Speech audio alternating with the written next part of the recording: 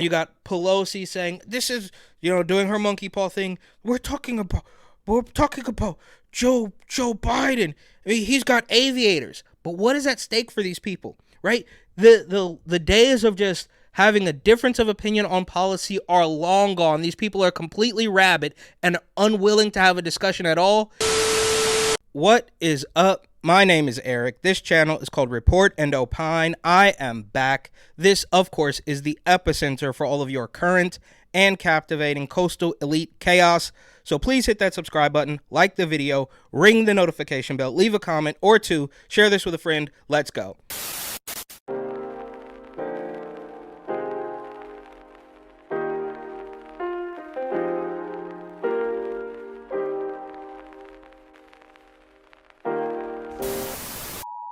All right, first up in the lightning round from Bloomberg. Spike in heart disease deaths since COVID is puzzling scientists, and I'm puzzled too. I'm sure we're all very puzzled. What could it possibly be? And it's got to be hard being a scientist right now because 3 or 4 years ago, you guys knew absolutely everything. It was follow the science. But now we don't know what could be happening, but we are sure that it has nothing to do with the past 2 or 3 years of heavy-duty propaganda and farm mafia coercion. Then Wendy's is looking to test surge pricing as early as 2025, and this is the perfect middle ground between the freedom with inflation that we have now and the bugs that will be served to you in your pod by a robot that looks like Greta Thunberg in only a couple years. But right now, I guess we're good with some AI-generated surge pricing. Then a Chicago cop sues to change his race, and good for him. Live your truth, brother. And they set him up for this, right? The cops can officially change their gender, which, okay, sounds great. It's part of the calculated takedown of the police that's kicked into overdrive since Fetty Floyd, but it's probably been going on since Rodney King. More on that a little bit later, but I hope he can get his reparations. Then Macy's Union Square, San Francisco closes. Completely predictable. I mean, not predictable at all. Total shocker. Who could have seen it coming? But either way, chalk another one up on the big board. Chalk me up on the big board. And here is California Senator Scott Wiener, the creepiest man in all of American politics, weighing in on the closure of Macy's and saying that we need to reimagine downtown San Francisco. This guy's pathetic. So we got some really bad news today that Macy's in Union Square is slated to close down probably in the next 1 to 2 years as part of Macy's closing about 150 stores across the country. Yeah, and that is totally true. Macy's is closing a whole bunch of stores, and I'm sure they have had a battle with Amazon over the last decade or so. But let's be real. When Macy's is thinking about closing stores, the first one on the chopping block has got to be San Francisco. Of course, this is really bad news for Union Square and for San Francisco, and it makes it all the more urgent for us to work hard and fast to reimagine downtown San Francisco. To reimagine downtown San Francisco, it means absolutely nothing. But like I've said several times before, when Nordstrom already, I mean, the list goes on. It's a complete ghost town. There's only junkies down there, and the stores that remain are littered with security guards and dogs. But if you walk around down there, it's all boarded up. So some stores are completely closed, shuttered, restaurants boarded up. Some stores are still open and still boarded up to protect against more smash and grab robberies. San Francisco, including Union Square, for this new world that we're living in. Oh, the new world that we're living in. Oh, the one that you and your ilk created, that new world? But I also just want to say that I know that people, and they were already doing this, and they're going to continue to do this, are going to try to make this as part of a narrative that San Francisco is somehow dying. Oh, yeah, people are going to take another giant flagship store closing as part of the narrative. It's not really happening. It's a Fox right-wing talking point. And yeah, it's bad that Macy's is closing, but let's be real clear. San Francisco is not dying. San Francisco is on a positive trajectory despite all of our problems around crime and homelessness and drug addiction. Oh yeah, crime, homelessness, drug addiction, all through the roof. But besides that, we're doing pretty well. That's what this guy wants you to believe, who of course thought it was a good idea to pay out junkies and change the registry, as he calls it, along with a whole bunch of other stuff. And he is he is between a rock and a hard place because he has to go to bat for Israel, but all of his base, I guess, if he has any supporters, are probably likely to block traffic and or burn themselves alive for Palestine. I don't know. I think I was doing Caitlyn Jenner voice there, but we are moving in a better direction. Just last weekend, the Chinese New Year parade had over 1 million people attending it. This is crazy. Okay, this is like when Gavin Newsom says that President Bo Biden is so successful. Oh yeah, despite the crime and the drugs and the homelessness, we're actually doing better. It's like, if that's better, then no, I don't want better. You guys should all leave. You're all completely corrupt. And there's a good comment here. The top one says, does reimagining downtown include stopping crime and cleaning up homeless encampments? And they try to pretend like it's also difficult and complicated, but it's really not. They could get rid of this stuff with a snap of a finger if they really wanted to. It was like the biggest parade in a very, very long time. Dolores Park was absolutely packed with people. So many of our neighborhoods are thriving. People who left during the pandemic are coming back. Nope, not true. People who left during the pandemic because we went super heavy-handed with restrictions, they're coming back. Crime is through the roof. Prices are still through the roof. And despite the drug addicts and the crime and the break-ins, we're on a great path. Houseway. We had a parade and a lot of people came, so that's Build Back Better.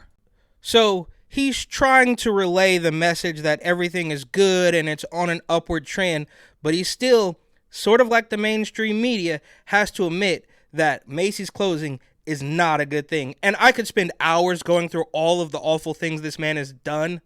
I won't, but just know. If the 16-year-old and the 18-year-old have oral sex, the judge must put the 18-year-old on the sex offender registry. It makes no sense. It's irrational. And it is discriminatory against LGBTQ young people. So by limiting the sex offender registry to people who are actual predators, to people who are actually dangerous, we enhance law enforcement. And still in the Bay Area, across the bridge in San Leandro, police chief leaves department under cloud after investigation. So this is another case. This is basically a carbon copy of the case of the police chief in Oakland, just one town over. So no matter how bad crime gets, they're going to blame the black chief of police for police misconduct. And I said once before in a separate video that the Oakland mayor, Sheng Tao, who rejected several candidates for the chief of police, was not waiting for somebody who could do the job and be tough in Oakland. She was waiting for somebody that would bend the knee to the mob and create exponentially more problems. And what do you know? Right here in San Leandro, they have hired this person who I'm sure is going to be very strong and amazing at combating crime in the city immediately east of Oakland. And for the record, without rehashing the entire thing, I made several videos about Oakland. Go ahead and check those out. But a federal monitor decided that the chief of police, who is black or was black, if that matters, had violated the code of conduct. Meanwhile, in Chicago, they are allowing officers to change their gender. In New York, they are paying out BLM protesters, and they're allowing illegals to beat up the cops, which all of this is part of the systematic, the structural demise, the takedown, the humiliation, the demasculation of the police department. But there's more. Truck driver attacked at Vallejo sideshow, chased into store that's looted. So still in the Bay Area, they're having a sideshow. A man runs into one of the cars participating in the sideshow. They beat him up. They destroy his car. They set it on fire. They chase him into a 7-Eleven. They shoot at him and stab him. They're not a good shot. They're no good at what they're trying to do because I believe the man is okay and he's going to survive. But the cops are still looking for these assailants. They're still looking for these criminals. Meanwhile, in Los Angeles, at a very similar, they call it a street takeover, which is the exact same thing as a sideshow, is people ruining their own cars for fun, or perhaps their stolen cars. Either way, they have located, arrested a handful of these people, but there's no charges that are going to be filed in a further humiliation of the police. In California, as you know, we have a huge problem with street takeovers and reckless driving. But now we're learning the LA County District Attorney is not interested in filing charges in many of these cases.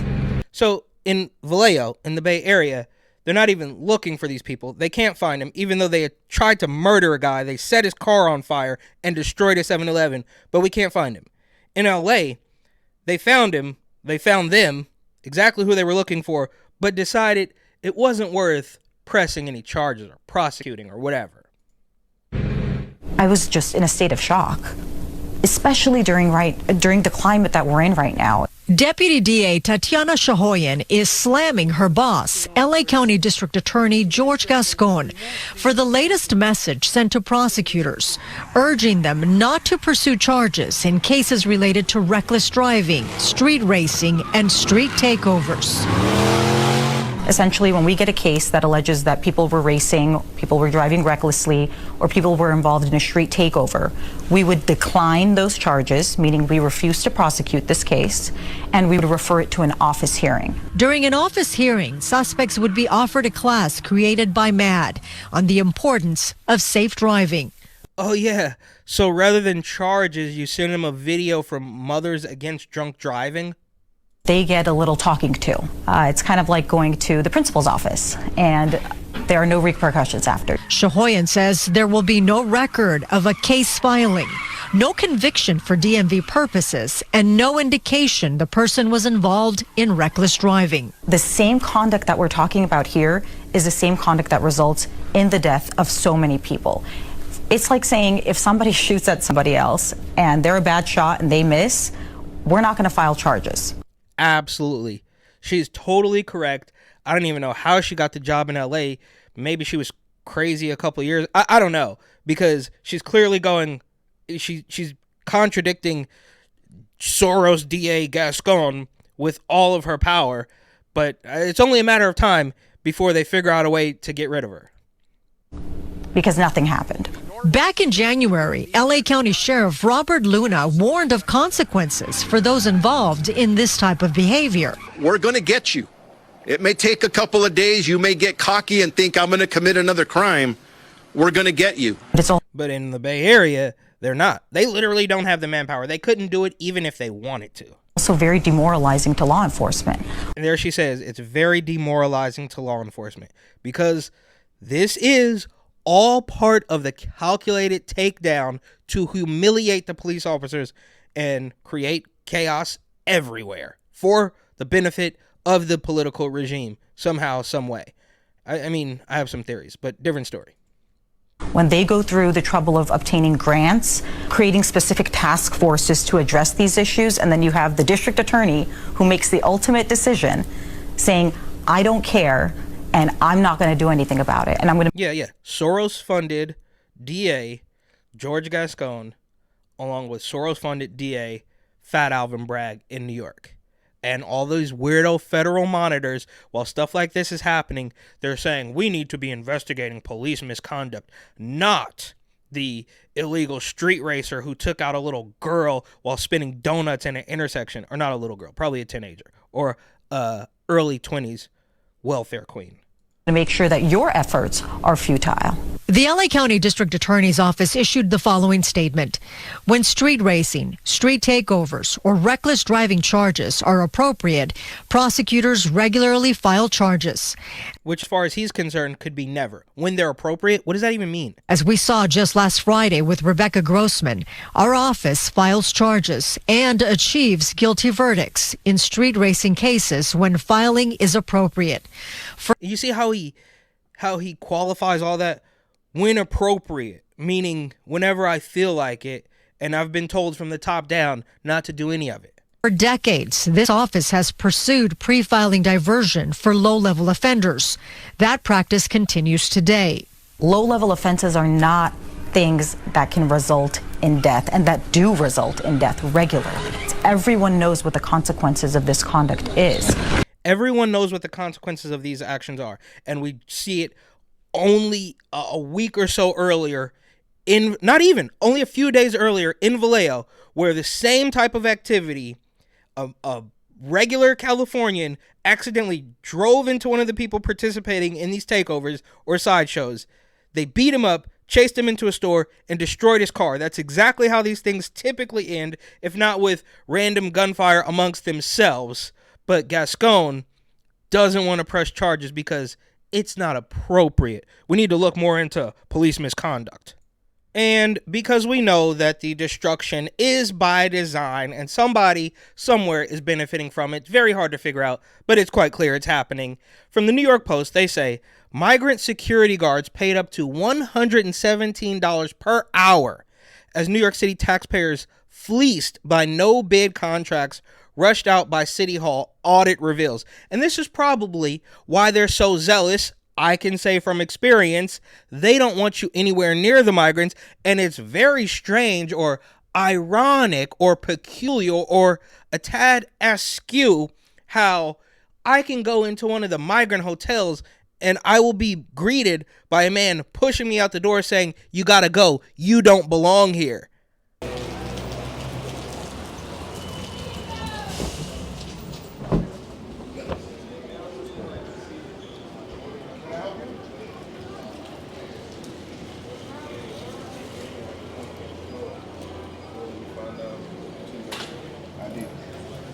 ID? No, was You got your? No, I'm talking to someone. You got your ID?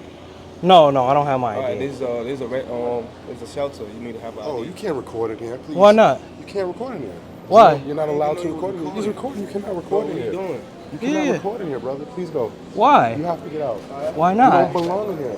Why? All right, please get out. So who belongs in here? Not you. Can you just talk to me? Why are you? Why is he so angry? Why are you so mad, bro? And I suppose the irony is lost on him, but it goes without saying, if you took a fraction of that energy to the border, we wouldn't be in this place, but they want to be in this place. Just like in California, they could solve the crime. They could stop all of it with a snap of a finger if they actually wanted to. And you'll also notice here, this is a different story, but there's a video from the New York Post that says migrants brawl with boxing gloves in flight club near New York City shelter with onlookers egging them on in wild video. Now, that's a story for a different day, but these people are continuing their hostile takeover and the political regime is getting rich off of it. In a little bit more getting rich off chaos news, Harlem residents oppose proposal to convert apartments into migrant housing. Now, Mayor Eric Adams has reversed this decision and decided it's no good to put migrants in what was supposed to be a luxury development for New Yorkers. And what they also don't mention is that the luxury development that they were going to use was abandoned several years ago, only hadn't been covered in graffiti like down in Los Angeles. So this is another piece of the puzzle where, I don't know, these contractors, all of these no-bid workers were making money hand over fist by housing these migrants, I suppose, and a little bit of chaos outside the row is well worth the price of entry.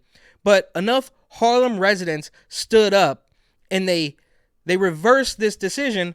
But we also saw the other day, MTA installs barriers at Harlem subway station to protect conductors from being attacked. So you wanted to put a migrant hotel in Harlem. We know that Harlem is already a largely black neighborhood. I'm sure there's some gentrification, like I mentioned, of some white tech bro who has a 2-day in the office job and he commutes down to Chelsea or Tribeca. But who were you really protecting them from? Were you doing this because you knew you were about to put a migrant shelter in Harlem and they were probably the most likely to attack the conductors because we know they've already attacked the police officers? What was that all about?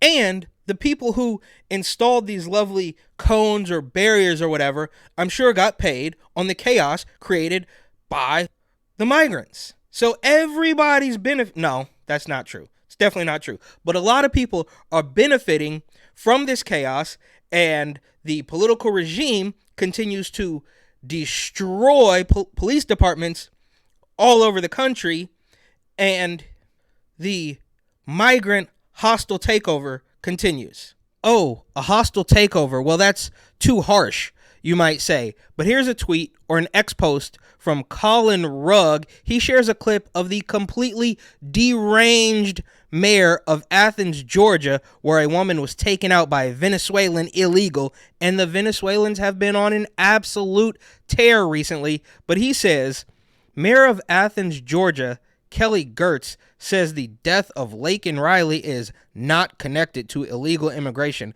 and points the finger at Trump for being mean to illegals. Your country is controlled by morons, and he censors it there. I guess you can't say that on Twitter or X now, but I think that's incorrect. The country is not controlled by morons. They're actually really smart, really cunning, and completely evil, but this man tries to blame Donald Trump's 2018 or 2019 rhetoric for the extreme chaos that the migrants have caused. While 2019 was not that long ago, you might remember the dynamic we were living in the late teens in this country, where you had the President of the United States speaking in the most vile terms about people who were foreign born. And you had that notion metastasizing in places like Charlottesville. Move this man! It's crazy. He brings up Charlottesville, and it's impossible. Can't spend much time on this because it is triggering to no end. But after he blames Trump's rhetoric, he goes on to say that illegal immigration has no connection to crime. In the main, I caution against conflating immigration and crime. The data demonstrates that the two are not connected. My word, that's enough of this guy. And how many times can you pretend that one single case is not representative of the bigger picture until you have dozens, hundreds of cases that are totally representative? Whatever. I guess we'll invite them into our homes and have them cook for us. And it's really fun having them. What I realized is there's so much prejudice against refugees, mostly because people don't know them. Lisa says she feels like she has her own personal chef, as Wildande loves cooking. Here's where it gets really good. A couple days ago, we saw some infighting between Andrew Gillum, who hooked up with a gay prostitute and did liquid Viagra and methamphetamine in a hotel room after he lost the governor's race to Ron DeSantis. But he took a stand against beautiful, brave Palestinian woman of color Rashida Tlaib and said, no, you can't protest vote because we need Joe Biden because the Democrats are more friendly to weirdo gay guys who step out on their beard wife and overdose in a hotel room. But now the push to vote uncommitted to Biden in Michigan exceeds goal by a lot, I believe. And this has the Democrat regime a little bit worried. And it's all going to basically boil down to whether voting is real or not.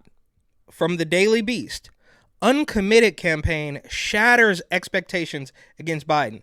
They say, the uncommitted campaign said it hoped to get 10,000 votes in the Michigan primary. That threshold was so easily cleared Tuesday that uncommitted looked like it would get 10,000 votes in the Republican primary alone. In the Democratic primary, the message was far stronger. Soon after polls closed Tuesday, uncommitted looked like it would even surpass 100,000 Democratic votes, perhaps even 150,000 votes, a clear rebuke of the president's unconditional support for Israel. Whatever. You can say that's what it is, and fine, I'll take what I can get. But there's more. From Rebel News, Michigan Governor Whitmer urges support for Biden to counter Trump's influence. And this woman looks really, really weird. She looks like a wax figure or something, but that's not the point here. They say Whitmer said a second Trump term would see the devastation of fundamental rights, America's democracy. They always say, oh, a threat to democracy, but it's not. It's just a threat to Democrats and foreign policy while discussing the dynamics of the 2024 presidential race within Michigan. So the desperation continues. They're worried about the protest vote, the uncommitted vote, which of course leads to, from Ari Melber, the cultural appropriating king who's constantly rapping on his show, man, and he loves the blacks, but he says many feel political burnout. But what he actually means is, I don't even know if we're going to have enough in the tank to cheat our way through this one. So you can call it political burnout if you want, but there's really just no way. And that's why I say it will eventually boil down to whether voting is even real or not. I go back and forth, but in 2016, with the Russia hoax, the nonstop media insanity, which of course has picked up 10 times since then, but Trump won all the way back in 2016 because of racism. And all the people who voted for him were racist. The MAGA hat was the same thing as a Klan hood. But then in 2020, with the CIA spying on him, the shadow campaign that fortified the election, the Rona ballots blanketed all over the country, Trump loses because I guess all of the people that voted for him the first time around who were totally racist decided they weren't racist anymore and they were going to vote for Beau Biden. It's highly unlikely, but say that happened. Biden's the most popular president ever. Put that aside for a second and say that maybe some people, they weren't listening to the media, but they just figured, I should give Biden a chance. Maybe it could be a return to normalcy or decency or whatever. And we hadn't lived through a Biden presidency, so you know what? Let's give him a shot. It can't be any worse than Trump, right? So they do that, and they're thinking, well, I guess if I go for Biden, they're going to stop with the propaganda. They're going to stop with all the insanity and the transformers and all that stuff. But nope. You're wrong, all wrong, couldn't be more wrong. It's all completely collapsing. Well, it's working out for the establishment just perfectly, but it's collapsing for the American people. And they thought they could take a chance on Joe Biden, and that's being just very generous, right? Because I don't believe that's what happened. But even if it was all on the level and they just took a chance on Beau Biden, 81 million votes, he's our guy. This is your man. Yes. Look at the screen. That's mine. And that's what you're going to settle for. I'm going to stick beside him. But now, after having lived through both presidencies, it is very clear that there's only blind allegiance or aggressive opposition.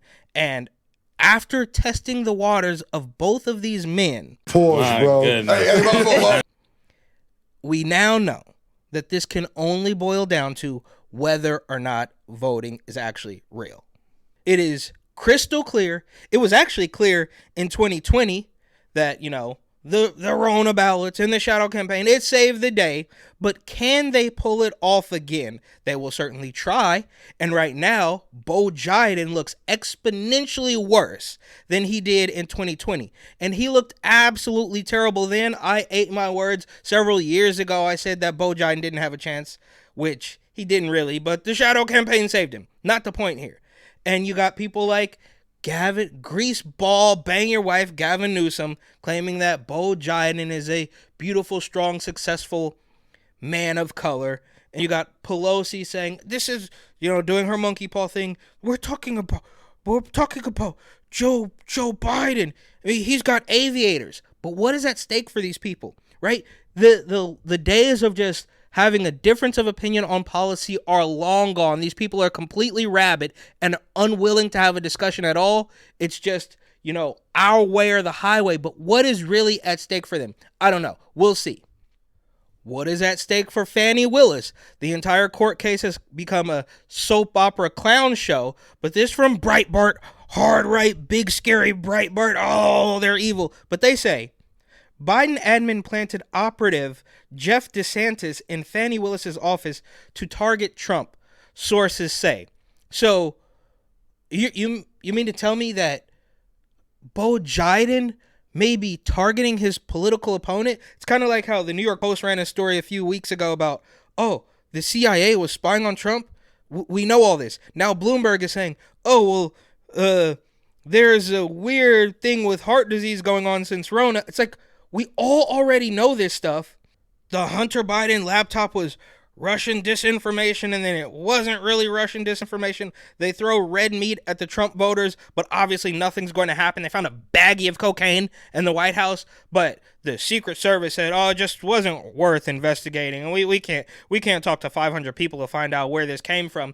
It's absolutely ridiculous. So, yes, quite obviously, okay, they don't want to say it up front and center, but, I mean, who thought for one split second that Fani Willis and Letitia James and Fat Alvin Bragg, Soros-funded DA, were trying to get rid of Trump on their own? That came from the top down.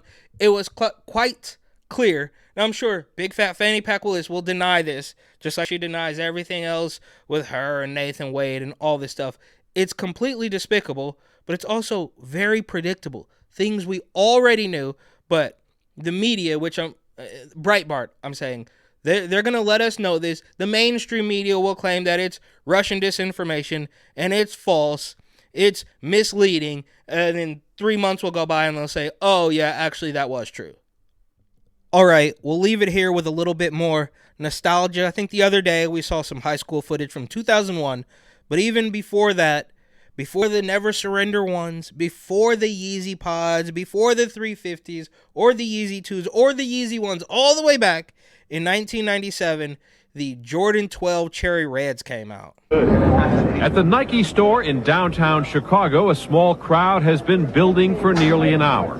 Here and in cities across the country, they are participating in a near religious ritual repeated every 3 months.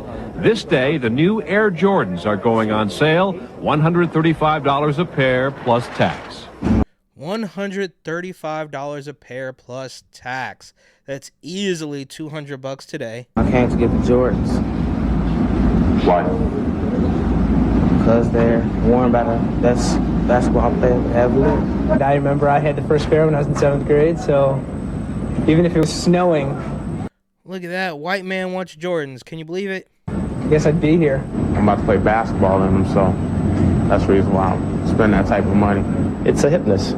It's to have them first. To be cool. Absolutely. 2, 4, 6, 8, 9. On this same day at a shoe store in North Carolina, one woman peels off a dozen $100 bills for Air Jordans she will ship to Japan.